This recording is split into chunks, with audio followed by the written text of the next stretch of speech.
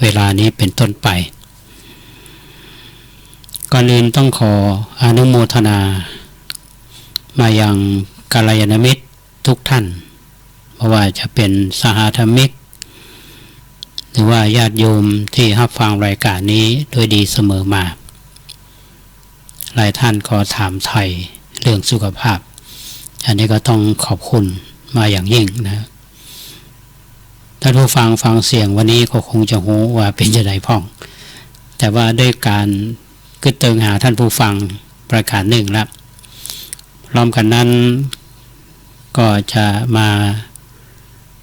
นำสิ่งที่เป็นสาระมานำเสนอเป็นคุณประโยชน์แก่หมู่เฮาท่านทั้งหลายพร้อมกันนั้นก็คงจะมีข่าวว่าความเคลื่อนไหวกิจกรรมที่เราจะทำให้ท่านทั้งหลายได้รับทราบก่อนที่จะเข้าสู่รายการวันนี้ว่าอาตมาภาพจะนำเรื่องยั้งมาอู้สู่กันฟังซึ่งเป็นเรื่องที่ขาดตอนมาท่านผู้ฟังคงจำได้ว่าช่วงหนึ่งที่อาตมานำเรื่องของชาวสากยะเจ้าชายทั้งหลายที่ออกบวชตามองค์สมเด็จพระสัมมาสัมพุทธเจ้านะก็ยังมีหลายท่านกู้ค้างไว้ก็มีนะวันนี้ก็จะนำมาเล่าสู่กันฟังในเวลาที่มีอยู่นะในช่วงนี้ที่วัดป่าแดงเขาก็มีการซ่อมแซมสำนักงานซึ่งเป็นกุฏิเนาะเดิมก็สร้างมาหลายปีแล้วก็เลยมาพิจารณาเห็นว่าหลังคากระเบื้องนี่มันก็หมดอายุละก็เลยตัดสินใจเปลี่ยนกระเบื้องหนาสีส้มเนาะตอนนี้ช่างก็มาดำเนินการและทำมาตั้งแต่วันที่11มิถุนายน2562วันเกิดของครูบาเจ้าศรีวิชัยพอดีหลังจากนั้นก็มีการเปลี่ยนกระเบื้องมีการทาสีภายนอกภายในแล้วศูนย์ที่โลกราชเป็นที่ตั้งของสถานีวิทยุ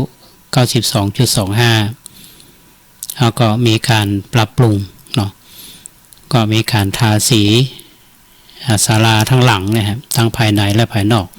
เพราะฉะนั้นถ้าท่านมาตอนนี้นี่จะเห็นว่าหน้าศาลาก็ดีรอบๆห้องส่งทางนอกก็ดีก็เกะกะไปด้วยเครื่องมือของช่างก็คาดว่าแถมเมื่อกี้วันก็งานก็คงจะสำเร็จนอกจากนั้นก็จะมีการเปลี่ยนหลังคาซึ่งเป็นโรงครัวของวัดเนี่ยอำนวยความสะดวกแก่ญาติโยมที่มาทำกิจกรรมก็ต้องอนุโมทนาขอบคุณมายังทันตแพทย์หญิงสุทธิสาโพธิสาพร้อมครอบครัวคุณหมอก็มาทำบุญเกือบทุกวันนะพร้อมกันนั้นวันนี้เพื่อนเขาร่วมทำบุญในการซ่อมแซมการเปลี่ยนมุงหลังคาการทาสีอันนี้ก็ถือว่าเป็นการร่วมบุญกันเพราะฉะนั้นญาติโยมท่านใดที่คิดว่าพอจะมีส่วนในการช่วยวัดป่าแดงวันนี้ก็ยินดีอนุโมทนากับทุกท่านท่านจะมาทำบุญที่วัดก็ได้เนาะหรือว่าจะโทรศัพท์มาสอบถามรายละเอียดได้ที่หมายเลข0818815690 ก็ต้องขออนุโมทนากับทุกท่านดังที่อาตมาได้เกริ่นนำรายการไปว่าหลังจากที่นำเสนอเรื่องราวของเจ้าสากยะที่ออกบวชตามพระพุทธเจ้าจำได้ว่ารูปแรกที่นำมาอู้ก็คือท่านพระอานนท์พุทธานุชานะฮะก็เป็นเรื่องที่รับฟังกันมาหลายเดือนละเนาะก็มีท่านพระราหุลมีท่านพระมหากัสสปะนั่นแถมเข้ามาแหมและส่วนท่านอื่นๆเนี่ยนะก็ยังคงค้างอยู่วันนี้ก็ขอนำเรื่องของท่านนันทะมาเล่าให้ท่านทั้งหลายได้ฟังกันท่านคงจำได้ว่านันทะสากยะ ที่เราเรียนพุทธประวัติกันเนี่ยนะว่าอนันทสากยะถามว่าท่านเป็นไผเนาะเป็นไผมาจากไหนและเป็นจะใดถึงเข้ามาบวชในทางพุทธศาสนาบวชได้ความเต็มใจหรือไม่หรือพระพุทธองค์มีวิธีการอย่างใดที่เมื่อบวชแล้วนี่จะทำให้ท่านได้เข้าถึงธรรมก็คือเข้าปฏิบัติธรรมในที่สุดนี่จะเป็นพระอรหันต์ในเรื่องนี้เราจะได้เรียนรู้ถึงเบื้องหลังชาติตระกูลและสิ่งแวดล้อมและปัจจัยหลายๆด้านตอนนั้นเนี่ยเมื่อคนเข้ามาบวชแล้วเนี่ยถ้ามาตั้งใจแล้วและจะมีวิธีการใดในการสั่งสอนเราจะได้เรียนรู้พุทธวิธีของพระพุทธเจ้าในเรื่องนี้นะครับเพราะฉะนั้นท่านผู้ฟังก็ลองติดตามอาตมาขอจะเล่าไปเรื่อยๆถ้าเวลาหมดเราก็มาต่อกันแถมก็บอกให้รีบร้อนไปไหนท่านพระนันทะนี่เป็นเรียกเป็นบุตรของพระนางประชาบดีโคตมีก็ผู้เป็นพระกนิษฐภคินีง่ายๆคือเป็นน้องสาวของพระนางสิริมหามายาซึ่งเป็นพุทธมารดาและก็เป็นพระโอรสของพระเจ้าสุโธทนะในพระนครกบิลพัสวันขนานพระนามเนี่ยพระปริญญาญาติเพิ่นก็ตั้งชื่อว่านันทะเทวานันทะเนี่ยก็เพราะว่าทรงทำให้พระปริญญาญาติเนี่ยมีความยินดีเมื่อท่านประสูติการมาเมื่อเติบใหญ่หน้ากาบานขึ้นมาแล้วก็เป็นคนที่มีเรียกว่ามีรูปงามมีบุคลิกดีนะภาษาสมัยนี้นะครับ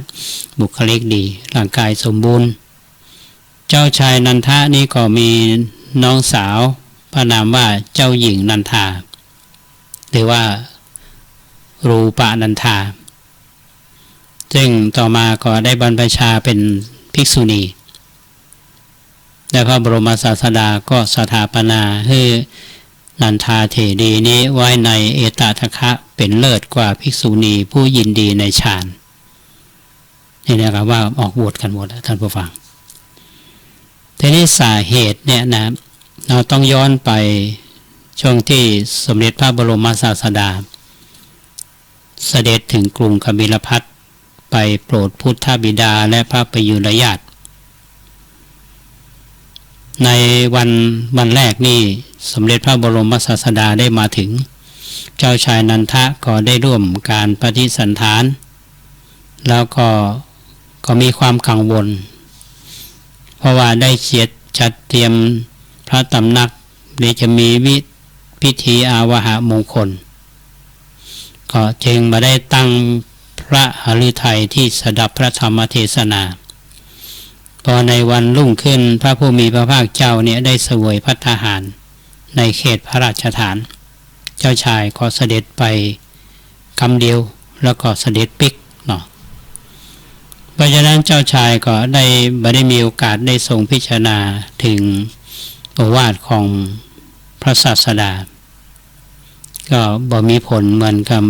พระชนกนาถและพระนางเจ้าพระประชาบดีโคตมีซึ่งเป็นชนนีในวันที่3เนี่ยเจ้าชายมีมหามงคล5อย่างคือ 1. แก้พระเกศา 2. ผูกพระสุทธภัณฑ์บัตร 3. คระมงคล 4. อาวาหะมงคล 5. ชัตรมงคลโดยเจ้าชายนันทะได้อภิเษกกับนางชนบทกัลยาณีในวันนั้นสมเด็จพระบรมศาสดาได้รับนิมนต์ท่านก็เสด็จไปพร้อมกับบรรดาพระภิกษุสงฆ์หมู่ใหญ่สมเด็จพระพุทธบิดาก็เสด็จลงมาต้อนรับแล้วก็นำเสด็จขึ้นสู่พระตำหนักเทียนกว้างใหญ่ประดับประดาอย่างวิจิตรพิสดารพระบรมศาสดาพร้อมกับบรรดาอัครสาวกและก็พระสาวก ทั้งหลายเนี่ยเสวยและฉันภัตตาหารเรียบร้อยแล้วพระราชพิธีก็เริ่มขึ้นโดยเจ้าชายนันทะและก็เจ้าหญิงชนบทกัลยาณีก็เสด็จออกจากเสนาสนะการเข้ามาหมอบกราบถวายบังคมพระเจ้าสุโธทนะและพระนางเจ้ามหาประชาบดีเพื่อให้ทรงรดน้ำลงบนพระเศียรของเจ้าชายเจ้าหญิงแล้วก็ประทานพรจากนั้นเจ้าชายและเจ้าหญิงได้เสด็จไปยังอาสนะที่อยู่ใกล้พระบรมศาสดาและก็ถวายบังคมสมเด็จพระผู้มีพระภาคเจ้านี่ตรัสคาถาอันเป็นมงคลสั้นๆนะครับพอสมควรแล้วก็ประทับนั่งนิ่งนี่แสดงว่าสมัยนั้นเปิ้นก็นิมนต์ทุกเจ้าไปงานมงคลสมรสเหมือนกันนะฮะเมื่อพระราชพิธีเสร็จสิ้นแล้วพระบรมศาสดาก็เสด็จลุกขึ้นเจ้าชายนันทะก็เสด็จเข้าไปรับบาตรจากพระหัตถ์เพื่อตามทรงเสด็จเป็นการแสดงความคารวะแสดงอัธยาศัยอันสูงพระราชาทรงยื่นทรงเสด็จในตำหนักนั้นพระประยุรญาติทั้งหลายก็ยืนขึ้นพร้อมกันเป็นเจ้าแรกที่เจ้าชายนันทะทรงดำริว่าเมื่อถึงบันไดตำหนักแล้วเนี่ยพระเชษฐาหันมาจะรับบาตรก็จะทรงถวายณเชิงบันไดนั้นแต่พระบรมศาสดาทรงหันมาทางเจ้าชายก็จึงทรงดำริต่อไปว่าเมื่อพ้นบริเวณตำหนักถึงซุ้มประตูกำแพงพระเชษฐาก็จะทรงหันมารับบาตรอย่างแน่นอนเพราะพ้น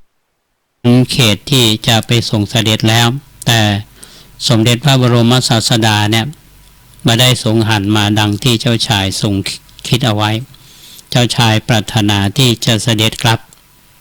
แต่ก็จำเป็นที่จะต้องไปด้วยบเต็มพระฤทัยเพราะความเคารพในพระศาสดาก็บาอาทูลว่าขอพระองค์ทรงรับบาตรเถิดพระเจ้าข้าเจ้าชายนันทะจึงทรงถือบาตรดำเนินพลางคิดไปว่าพระองค์จักทรงรับในที่นี้พระองค์จักทรงรับในที่นี้ในขณะนั้นมีแม่หญิงพวกอื่นผ่านอาการลักษณะนั้นก็บอกนางชนบทกัลยาณีว่าพระแม่เจ้าพระผู้มีพระภาคเจ้าทรงพาเจ้าชายนันทะเสด็จไปแล้วคงจักพรากจากเจ้าชายนันทะจะเจ้าชายจากแม่เจ้าเป็นแน่แท้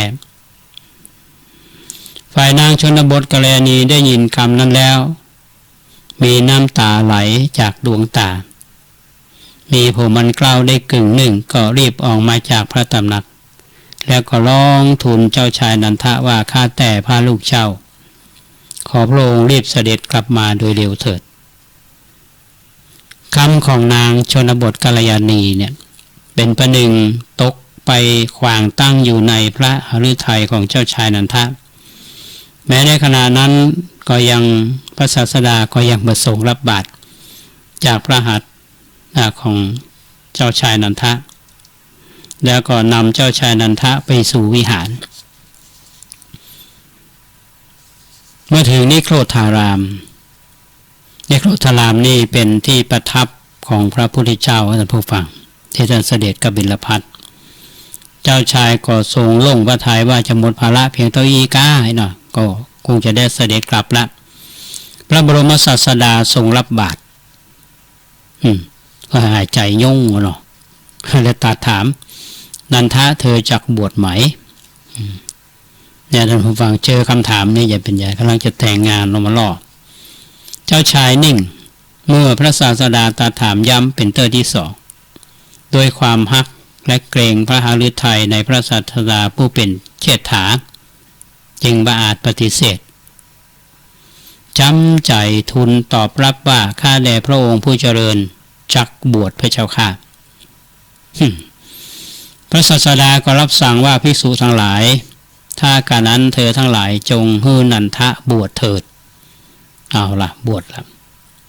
แล้วก็ฮือประสงค์ช่วยกันปลงเกศาของเจ้าชายทันทีแล้วประทานพุทธานุญาตให้เจ้าชายทรงเพศบรรพชิตเมื่อการปลงเกศาเสร็จเรียบร้อยขณะนั้นพระฤทัยของเจ้าชายนี่เต็มไปด้วยความฟุ้งซ่านดิ้นรน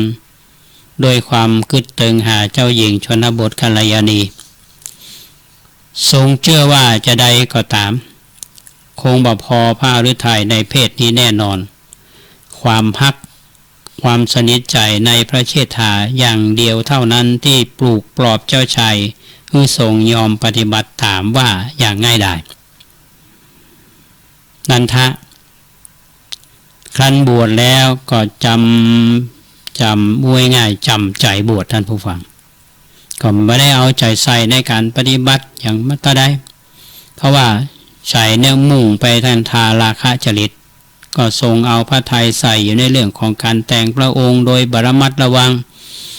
ก็เนี่ยคือเกิดเสียงตำหนิเป็นเหตุให้พระบรมศาสดาเนี่ยทรงบัญญัติวินัยเรื่องของจีวรแล้วก็เรื่องของการปฏิบัติของท่านนี้ก็ยังเป็นเรื่องที่ทำให้พระศาสดาได้เรียกท่านนันทะมาตักเตือนในสมัยหนึ่งพระผู้มีพระภาคเจ้าเนี่ยก็ประทับอยู่ที่พระเชตวันเขตพระนครสาวัตถีเตือนนั้นนันทะห่มจีวรที่ตุบแล้วก็กลับตุบแล้วในหยอดในตามีบาทที่มีสีใสเข้าไปเฝ้าพระผู้มีพระภาคเจ้าถึงที่ประทับถวายอภิวาทแล้วนั่งลงหน้าที่ควรส่วนข้างหนึ่งขั้นนันทานั่งเรียบร้อยแล้วเนี่ยพระผู้มีพระภาคเจ้าได้ตรัสดังนี้ว่าดูก่อนนันทะข้อที่เธอนุ่งห่มจีวรที่ทุบและกลับทุบแล้วหยอดในตาและถือบาทมีสีใสบ่สมควรแก่เธอผู้เป็นกุลบุตรออกบวชเป็นบรรพชิตด้วยศรัทธาข้อนี้เธอถืออยู่ป่าเป็นวัดถือบิณฑบาตเป็นวัดถือผ้าบางสุกุลเป็นวัดแล้วบ่พึงเป็นผู้เพ่งเล็งในกามทั้งหลายอยู่อย่างนี้จึงสมควรแก่เธอผู้เป็นกุลบุตรออกบวชเป็นบรรพชิตด้วยศรัทธาพระผู้มีพระภาคเจ้าได้ตรัสไวยากรณ์ภาษิตนี้แล้วเนี่ยก็จึงได้ตรัสคาถาประพันธ์ต่อไปว่าเมื่อไรเราจะพึงได้หันนันทะถืออยู่ป่าเป็นวัดถือผ้าบางสุกุลเป็นวัดยังอัตภาพเพื่อเป็นไปด้วยโภชนะที่เจือปนกันผู้บาอะไรในกามทั้งหลายดังนี้ในท่านตัดเป็นคาถาท่านผู้ฟังตั้งแต่วันที่ตรัสพระคาถานี้พระนันทะเพียรพยายามอยู่โดย23 วันนั้นดำรงอยู่ในพระอารหันต์เป็นทักขิณยบุคคลผู้เลิศในโลกพร้อมทั้งเทวโลกแต่ก่อนที่ท่านจะบรรลุพระอรหันต์นั้นพระบรมศาสดาก็ทรงใช้อุบายในการทรมานพระนันทะให้ละจากกามก็มีเรื่องเล่าท่านผู้ฟังว่าเจตมาได้เอ่ยในตอนต้นว่าคนที่เข้ามาบวชด้วยความจำใจเนี่ยนะถ้าเรานึกถึงตัวคนเฮาเนี่ยจะแต่งงานแล้วเนี่ยนะจะเข้าหอเรามาล่อเลยนะเอาไปบวชถามเก่งใจบอกว่าใครบวชก็จะเก่งใจว่าบวชก็ลองนึกดูแล้วนะมันสถานการณ์มันเป็นอย่างไรนะแต่องค์สมเด็จพระสัมมาสัมพุทธเจ้านี่ท่านมีเขาเรียกว่ามีพุทธวิธีในการที่จะทรมานคนประเภทนี้พระอาตมาก็ค่อยนำเล่าให้ท่านผู้ฟังได้ฟังกันว่าขั้นตอนและวิธีการที่ท่านจะใช้กับท่านนันทะเนี่ยพระองค์ใช้อย่างใดนะปกตินี่เจ้าหญิงที่ว่าเนี่ยพระนางที่มาจากชนบทกัลยาณีถ้ ถ้าจื้อเนี่ยมันก็หมายความว่าแม่หญิงที่งามอ่ะที่มาจากชนบทเป็นแม่หญิงที่ก็เราก็มาเป็นความจะมาเป็นเจ้าหญิงนะครับแล้วพระองค์นี่ท่านมีวิธีการจะได้เนาะอาตมาจะเล่าให้ฟังว่าโดยพระดำรัสของพระศาสดาในเบื้องต้นเนี่ยนะที่ท่านตรัสนันทะเนี่ยขอให้เป็นผู้อยู่ป่าเป็นวัดบิณฑบาตเป็นวัดถือผ้าบางสกุลเป็นวัดตามพระดำรัสเนี่ยแต่ท่านก็ยังนึกถึงคำอู้ของนางชนบทกัลยาณีอยู่นั่นเองก็เหมือนกับว่านางมาอยู่ใกล้ๆมายืนอยู่ใกล้ๆนันทะก็เกิดความกระสันอยากจะลาสิกขาแล้วเดินออกไปตามชุมภูมิพุ่มไม้ก่อไม้ก็เหมือนกับว่าพระทศพลมาประทับอยู่ข้างหน้าเห็นท่านก็คือห่อเหี่ยวเหมือนขนไก่ที่เขาเอาใส่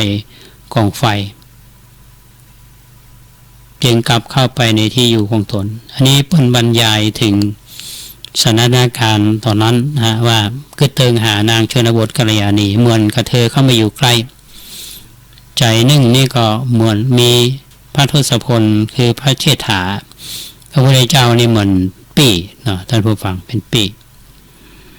นี่พอได้เวลาพระศาสดาก็ทรงดำริว่านันทะอยู่อย่างประมาทเหลือเกินบ่อาจจะระงับความกระสันศึกได้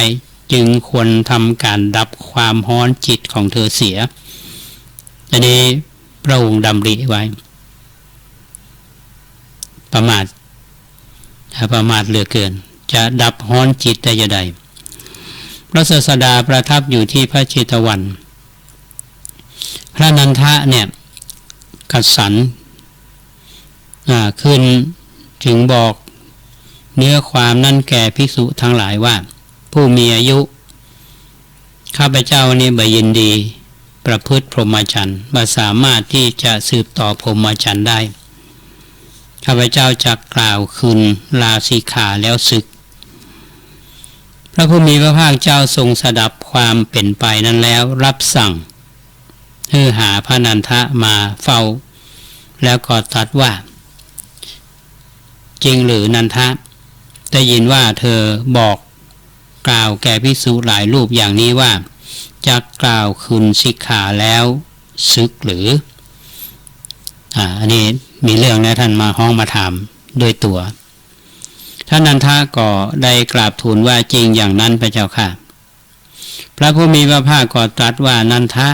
ก็เธอบ่ยินดีประพฤติพรหมจรรย์บ่สามารถจะสืบต่อพรหมจรรย์ไปได้จะกล่าวคืนสิกขาศึกไปเพื่อเหตุอะไรนะถามสาเหตุ ที่จริงเป็นกับหูอยู่นั่นแหละพระผู้มีพระภาคเจ้าถามเนาะนันทะก็ได้กราบทูลว่าข้าแต่พระองค์ผู้เจริญเมื่อข้าพระองค์ออกจากเรือนชนบทกัลยาณีผู้สาคียะเนี่ยมีผมอันเกล้าได้กึ่งหนึ่งได้ห้องสั่งกรรมนี้กาข้าพระองค์ว่าขอพระลูกเจ้ารีบเสด็จกลับมาโดยเร็วเถิดข้าแต่พระองค์ผู้เจริญข้าพระองค์หวนระลึกถึงคำนั้นอยู่จึงบ่ได้ยินดีประพฤติพรหมจรรย์บ่สามารถจะสืบต่อพรหมจรรย์ไปได้จะกล่าวคืนสิกขาบทแล้วสึกไปกราบทูลด้วยความเป็นจริงทุกอย่างท่านผู้ฟังก็ต้องแน่นอนนะเพราะว่าจะไปจุก็ไม่ได้เพราะพระองค์ทรงทราบหมดทุกอย่างเพราะสัพพัญญูรู้ทุกอย่างและแถมอย่างหนึ่งท่านนันทะเนี่ยเป็นกายวันนับถือพระพุทธเจ้าซึ่งเป็นพระเชษฐาเนี่ยมีฮักมีความเคารพพระศาสดามีวิธีการที่ธรรมาภาพเนี่ยมันจะทรมานจะมีวิธีการจะใดวิธีทรมานของพระองค์ศาสดาทรมานพระนันทะพระองค์ท่านก็ได้ตรัสถามนันทะว่าดูก่อนนันทะเธอเคยจาริกไปในป่าหิมพานต์ก่อน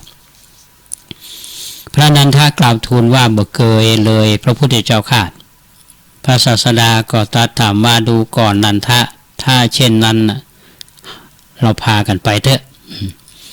จวนไปป่าหิมพานต์ท่านผู้ฟังนันทะก็กราบทูลว่าข้าแต่พระองค์ข้าพระพุทธเจ้าบ่มีฤทธิ์จะไปได้จะใดพระพุทธเจ้าข้าพระศาสดาก็ตรัสว่าดูก่อนนันทะเราจะพาเธอไปด้วยกำลังฤทธิ์ของเราเองแล้วก็จับมือพระนันทะเหาะขึ้นสู่อากาศในระหว่างทางทรงแสดงถึงนาที่ถูกไฟไหม้แห่งหนึ่งแล้วทรงแสดงถึงนางลิงตัวหนึ่งซึ่งมีจมูกและหางด้วนมีขนถูกไฟไหม้เป็นผิวเป็นริ้วรอยหุ้มห่อไว้เพียงแต่หนังนั่งจับเจ้าอยู่บนต่อไม้ไฟแล้วตรัสถามว่าดูก่อนนันทะเธอเห็นลิงตัวนั้นไหมนันทะก็กราบทูลว่าเห็นพระพุทธเจ้าค่ะพระศาสดาก็ตรัสว่าเธอจงกำหนดไว้ให้ดีเน้นย้ำว่าเธอจงกำหนดไว้ให้ดีครั้นแล้วก็ทรงพานันทะขึ้นไปทรงชี้ให้ดูมโนศิลาประมาณ60 โยชน์สระใหญ่7 สระมีสระอโนดาตเป็นต้นแม่น้ำใหญ่5 สายและภูเขาหิมพานต์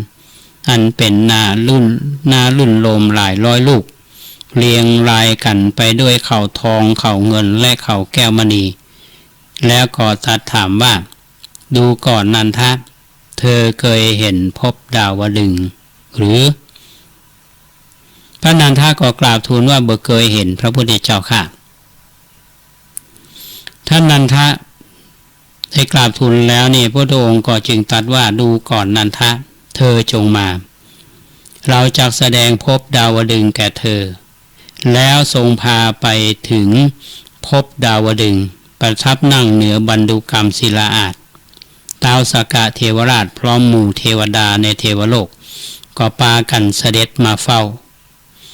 ทั้งหมดได้ถวายบังคมแล้วนั่งหน้าที่ควรส่วนข้างหนึ่งเหล่านางอัปสรประมาณ500 นางแม้ทั้งหมดเคยได้น้ำมันทาเท้าแก่สาวกทั้งหลายของพระผู้มีพระภาคเจ้าพระนามว่ากัสสปะพุทธเจ้า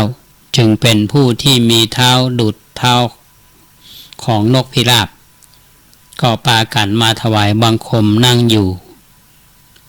ที่ข้างหนึ่งท่านนันทะแลดูนางอัปสร500เหล่านั้นบ่อยๆด้วยอำนาจกิเลสพระศาสดาตรัสถามว่านันทะ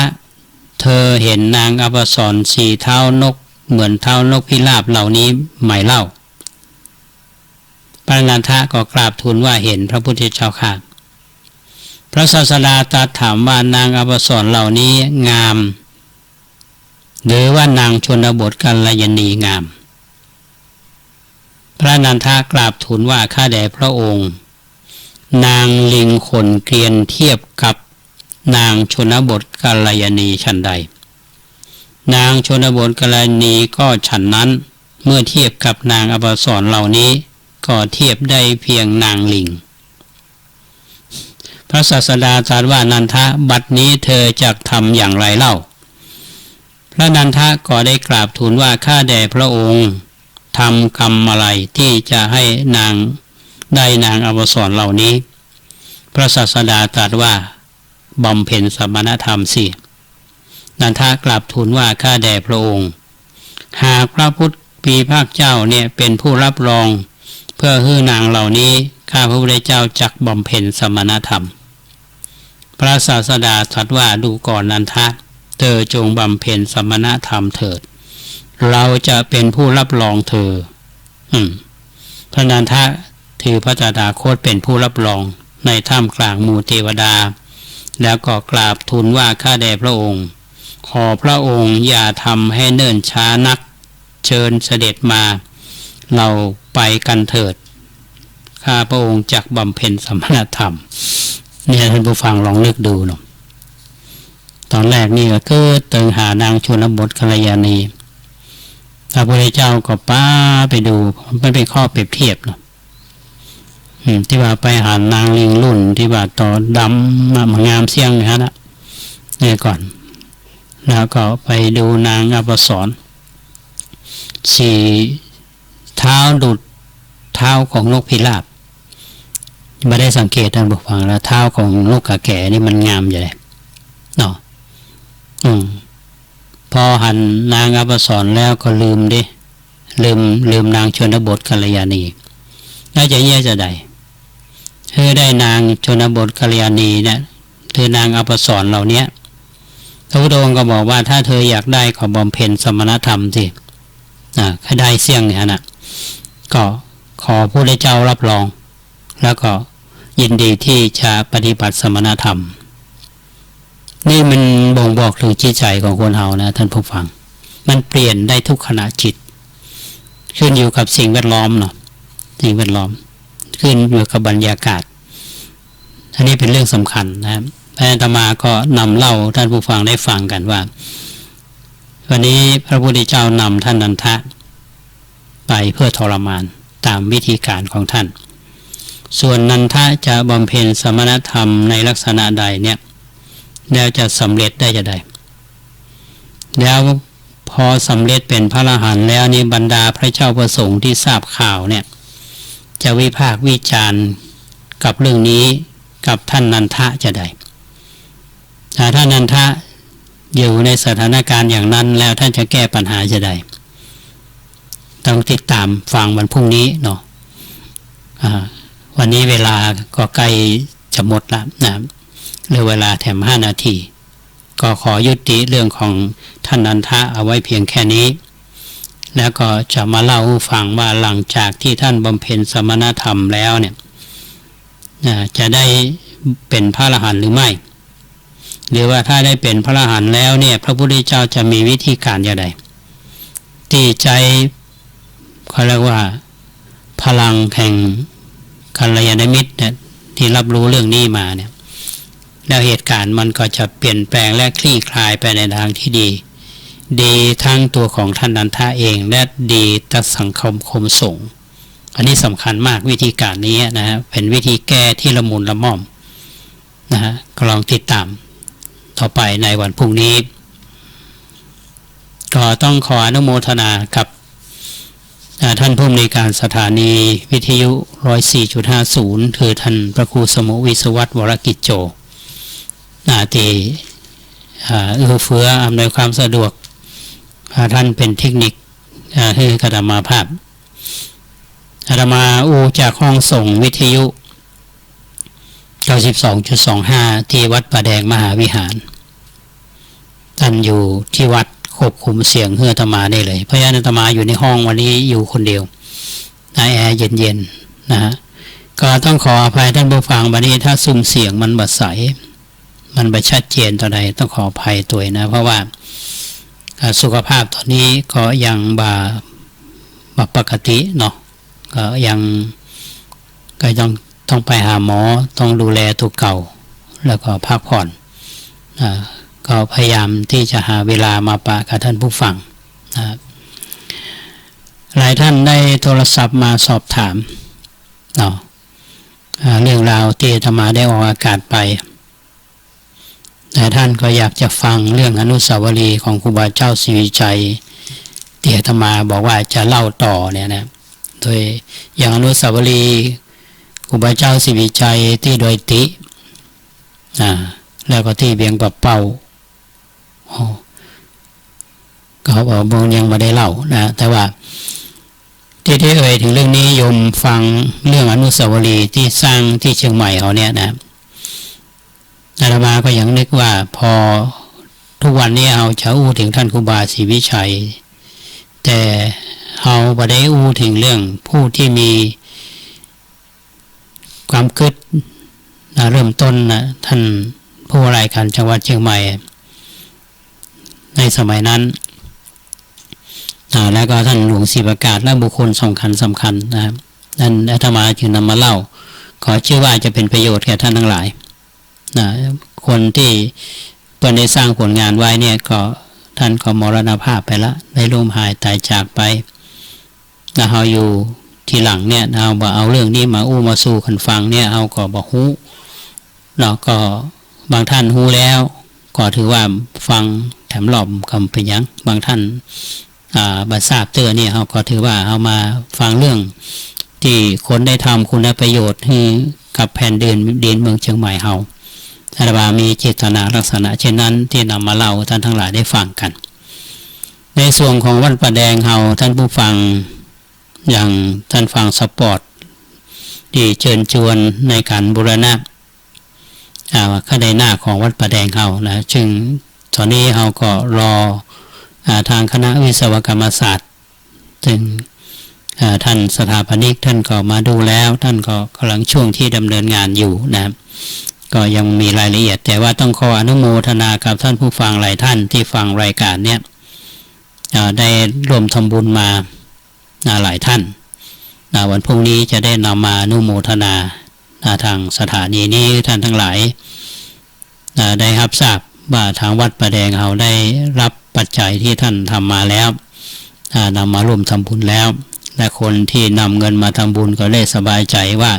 โอ้ถึงทางวัดเรียบร้อยแล้วนะอันนี้เป็นสิ่งที่น่าอนุโมทนาบุญกับท่านทั้งหลายก็ต้องขออนุโมทนาชื่นชมกับหลายท่านที่ขึ้นมาวัดประแดงช่วงนี้นะครับก็ได้มาหารวัดช่วงนี้วัดมีความเขียวเนาะหญ้าก็ขึ้นเต็มเมื่อก่อนตอนแรงๆนี่เปิงเทศบาลเอาน้ำมาหดตอนนี้หญ้ายาวเวลงไปละท่านผู้ฟังนะก็จะได้เวลาตัดละก็พยายามที่จะปรับภูมิทัศน์แล้วท่านทั้งหลายที่ขึ้นมาเนี่ยก็ขึ้นมาทำบุญแล้วท่านมาหันแล้วท่านสบายอกสบายใจมนอกมนใจเนี่ยก็ยกความดีให้กับท่านที่ได้มีเจตนาศรัทธาบำรุงวัดประแดงเฮาเป็นเจ้าภาพ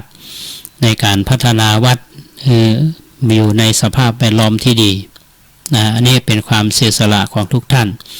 อาตมาก็นำสิ่งเหล่านั้นมาให้เป็นประโยชน์แก่ส่วนรวมนะเพราะฉะนั้นวัดประแดงเฮาก็ที่มีความเจริญขึ้นมาณวันนี้ด้วยน้ำใจของชาวพุทธที่มุ่งถึงประโยชน์ในส่วนรวมเป็นใหญ่